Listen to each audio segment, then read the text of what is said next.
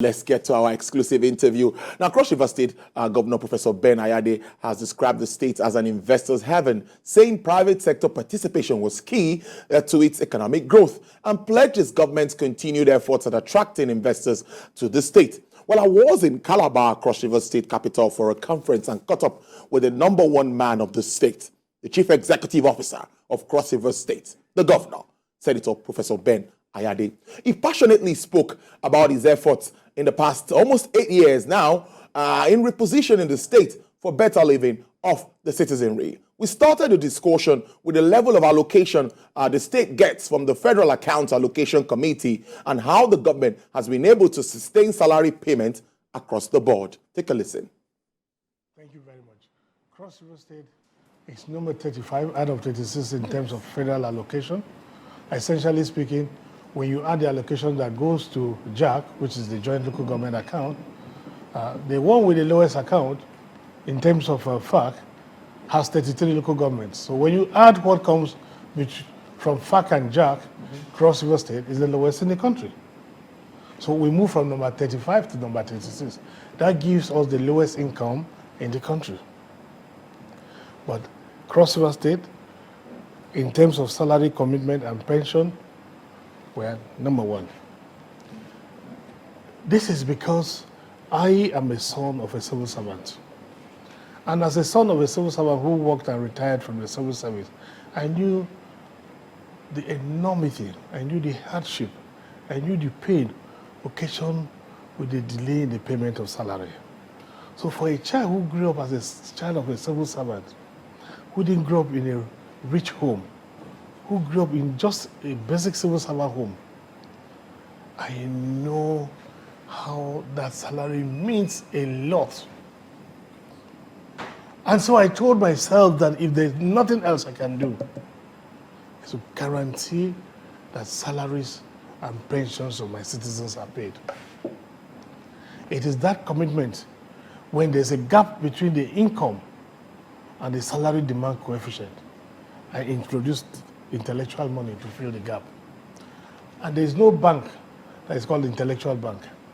So the creativity, that expertise in aligning the modulation of the continuity of salary payment irrespective of what comes in from federal allocation, particularly in the light of the fact that our internally generated revenue had also dramatically plummeted over the course of time. So the delight is that the subject called intellectual money is for another day forth. And I can take a whole day with you to discuss that. And that's been the secret. Take back Britain, 1776, when they started the Industrial Revolution. They started with agro-industrial revolution. And across the whole world, all nations that have industrialized starts with agro-industrial revolution. The reason is that it's only agro-industrial revolution that allows you to embrace industrialization but allows you human capital recruitment, because the agro-industrialization allows you to grow plantations that are manned by human beings, therefore creates jobs. And then most of the automation in agro-industries is limited to allow for human interference, because by so doing, agro-industries create jobs, improve quality, increase yield, and also creates sufficiency, abundance, and commits people to work. That's why across the whole world, for any nation to move from third world to first world, the first step is agro-industrialization. So on the principle of isobarism, or isolationism, if you like, I decided to isolate Cross River State from Nigeria as a subnational and look at it from the prism of the president of Cross River State. I say, I must take Cross River State from third world to first world within 8 years, if I can't lay the foundation. So I moved away from the traditional culture of doing the small basic things. Because the state's economy is very low, since the loss of our oil wells, it's not been the same.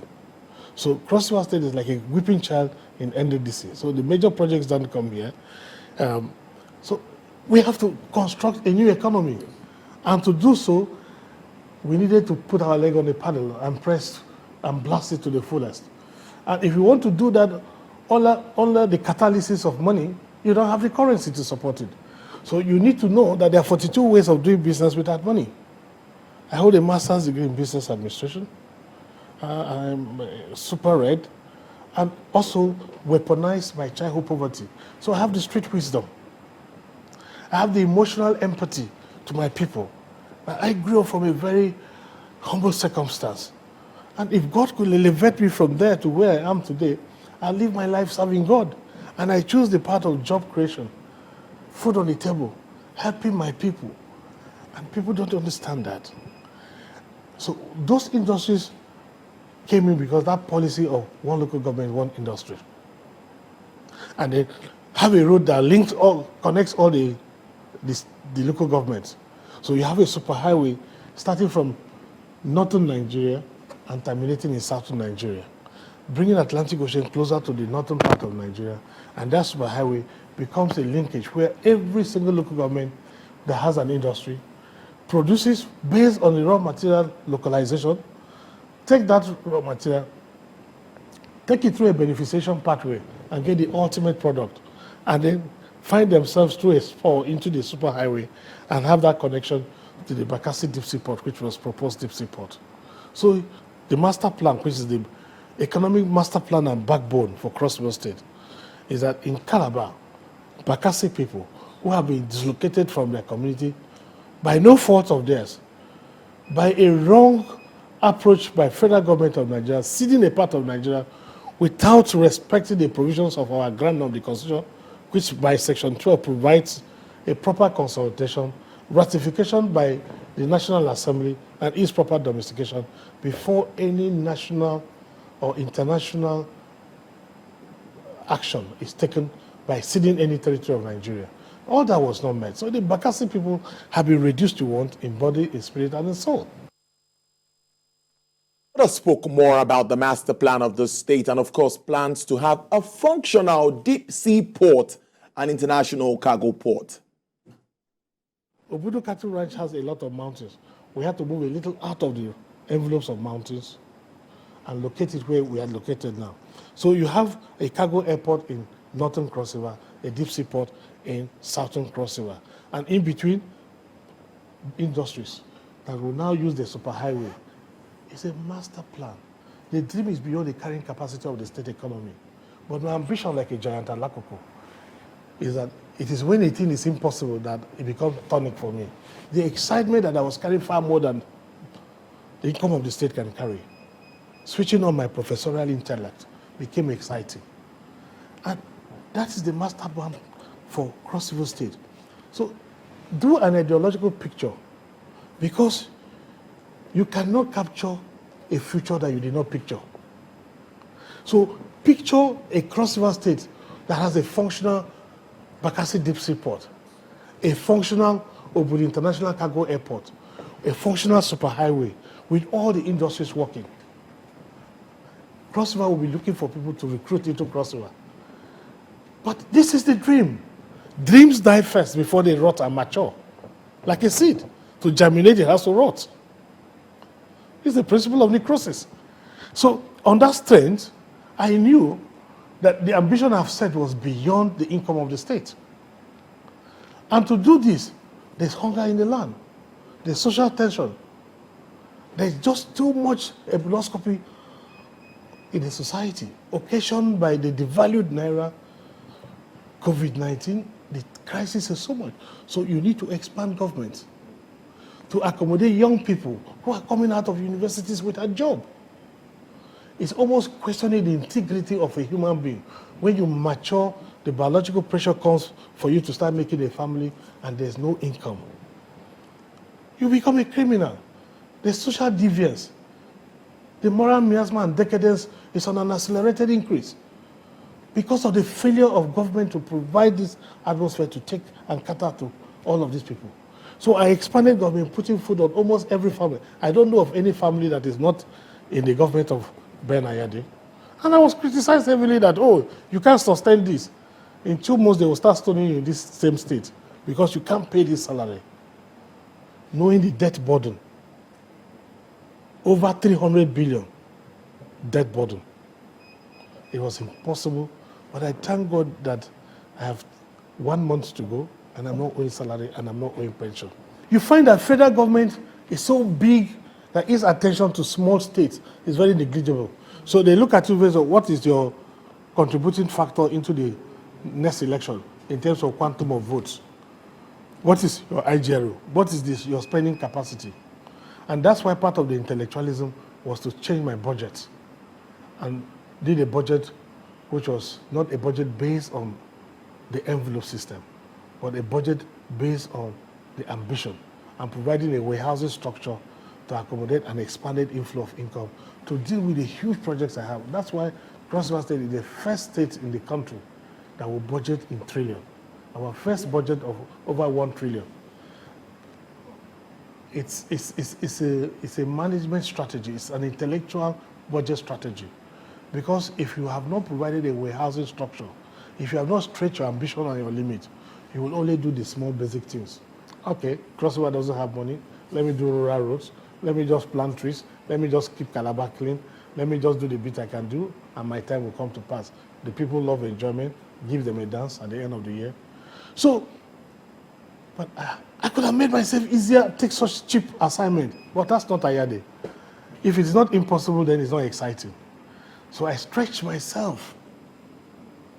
Unfortunately, all of these efforts are inside a political prison. So your opponent would only do nothing but spend all his life to make all that effort useless.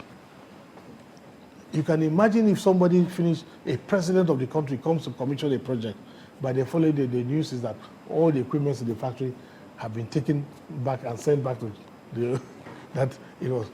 And the other person will not think of coming to Cross River. The factory, they say, is not even there anymore. That blackmail, that wickedness, is because politics has merged with government. Age is not a barrier, maturity is not a barrier, academic qualification is not a barrier. When you want to become a doctor, a lawyer, you want to become a professor, you go through a lot of rigorous examination processes, qualifying exams. But to become a governor, a senator, a president, you just need to attempt a testimonial that you attempted something. So our recruitment process for leadership is so easy that a lot of people have found politics as a means of livelihood. So what you find is the balkanization and cannibalization of people with good conscience and hard work. Well, during my movement around the Cross River metropolis, a lot of agricultural processes ongoing, yes, for real. And Professor Ayade has a word for the incoming governor of the state, Prince Bassio too. First and primary responsibility that will make him a superstar is to breathe life to most of these industries. Is to get out the end value of these industries for the benefit of our people. God loves Cross River. The opposition party never sees anything good. You have a cocoa processing factory built by Biola, which is the #1, that is the Rolls Royce of the food processing industry manufacturer in the world, has built you a brand new cocoa processing factory from cocoa bean to chocolate bar. Completed is there. But you need about 3-4 billion naira to get the initial stock of cocoa to start the factory. So the cost of setting up the factory is almost equivalent to the cost of commencing the operations. It's not like constructing a road. When you finish a road today, the following day you can drive on it. When you finish a factory, you need to employ staff. You need to do training. You need to get raw materials. You need to do marketing. You need to get NAFDAC approval, particularly this agro-industrial. It's food. You must get NAFDAC certification.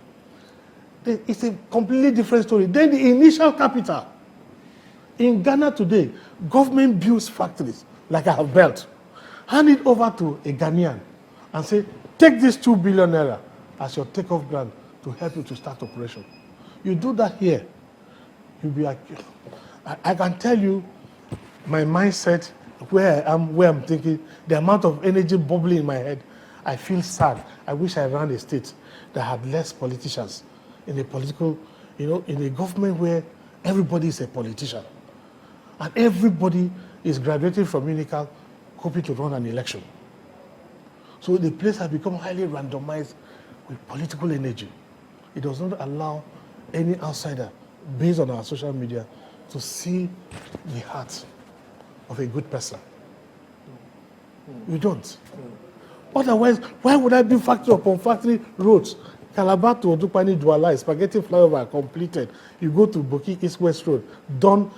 Payment was done 100%, except the variation that came along the line that I couldn't carry. Otherwise, it's at about 80% completed.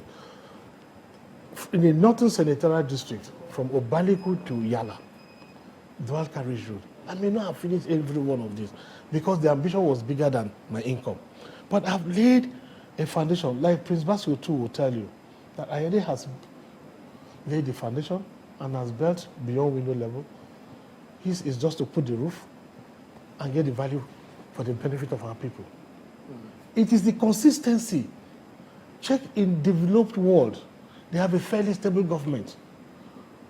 And I've always used Dubai as my dream country, as a model that works in a modern world, where you have a consistently focused governance with less distraction from the people.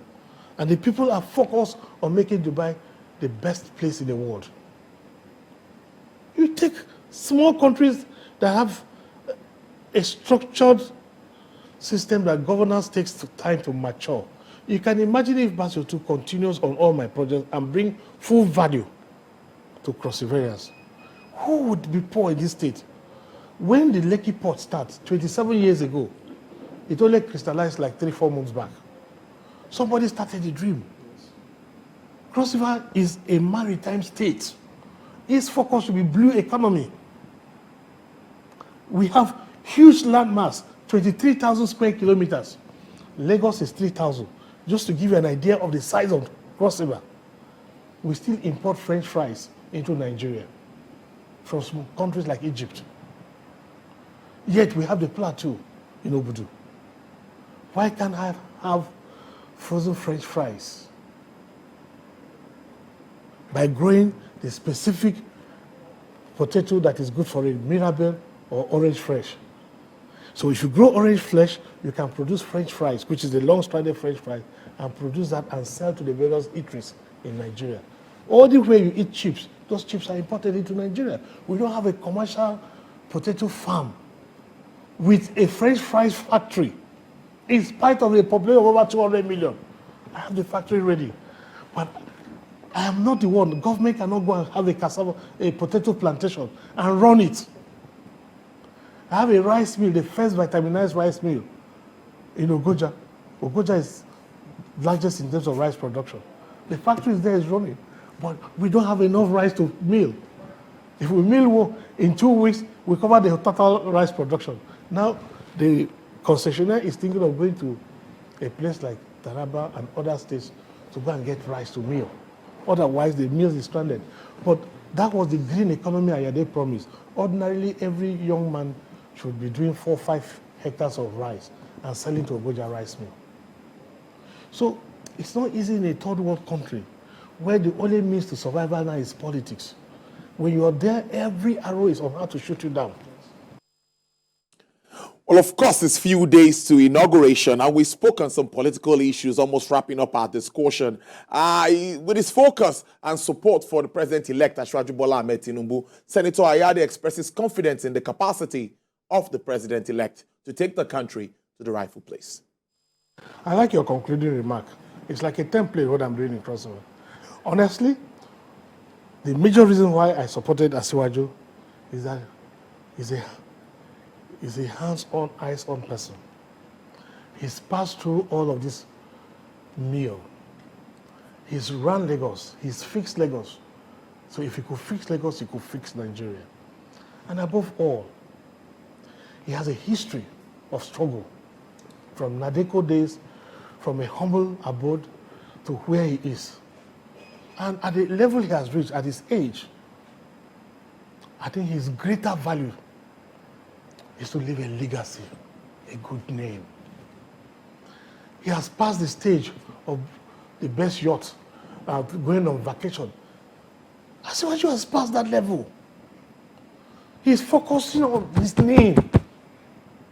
Number 2, he's proven it before.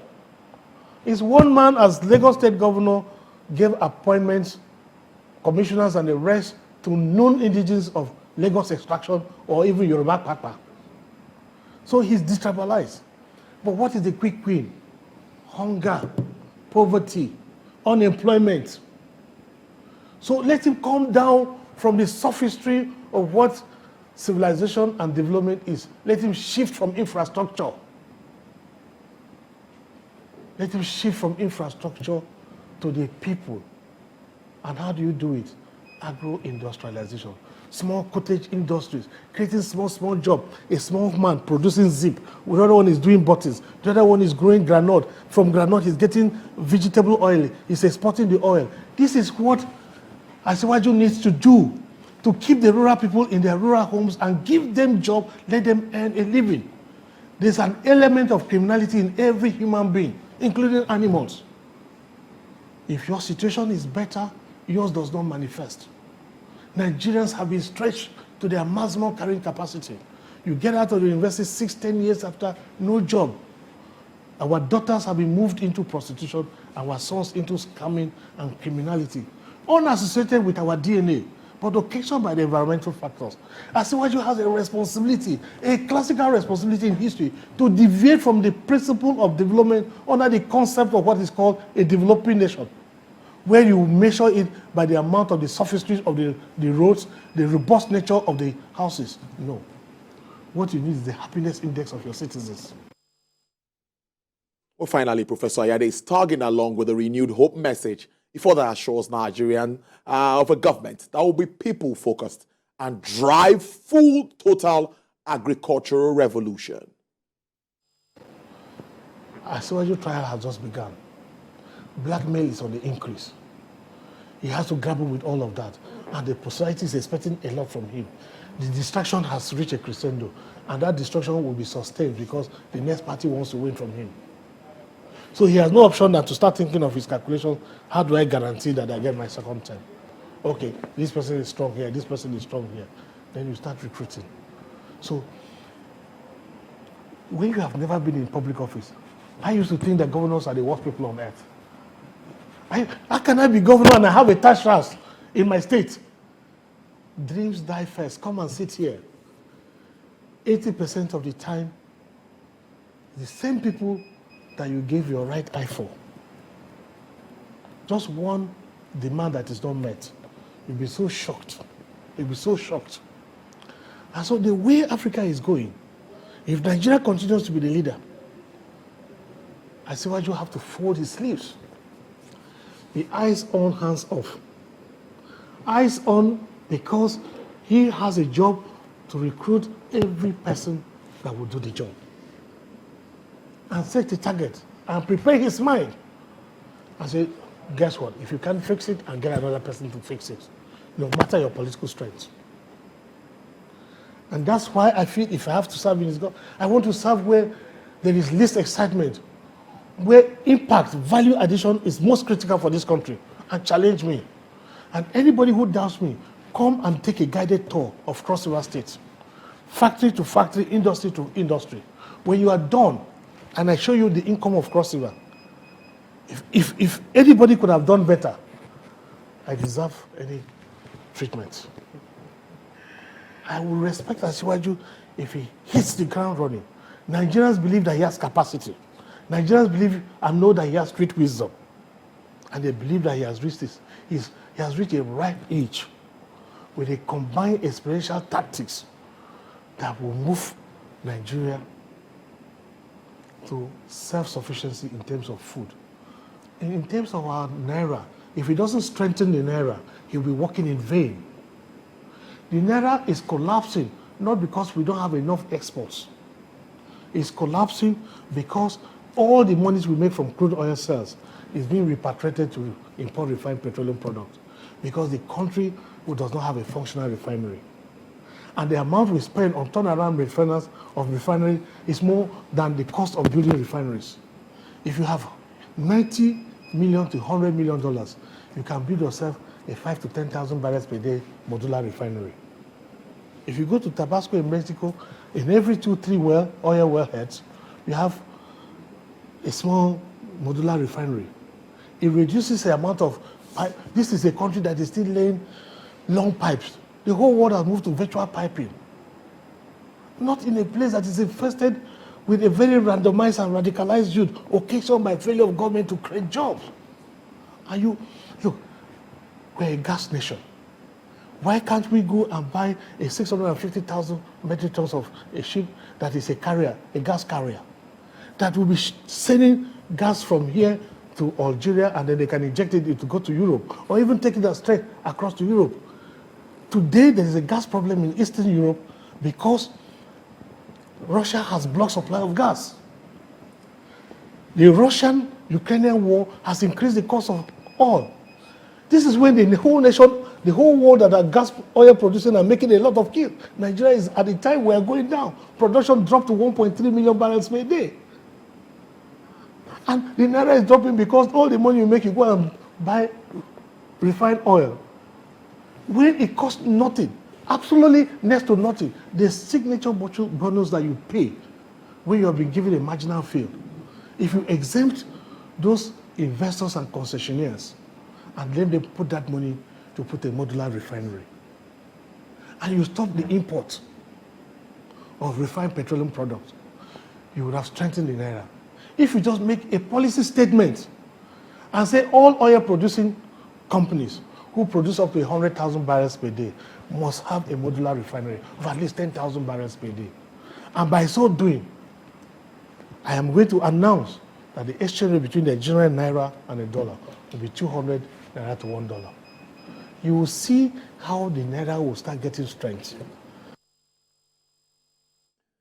Governor Ben Ayade there, Professor Senator Ben Ayade. Well, he promised that he's going to join us live on this show at least before May 29th to discuss more about all that he's doing across the local government in the state. Particularly, we focus on agro-industries because that really is the way to go, looking inwards, trying to generate more revenue to be able to run the state. So we hold him to his words and we expect that we'll have him on Business Nigeria before May 29th.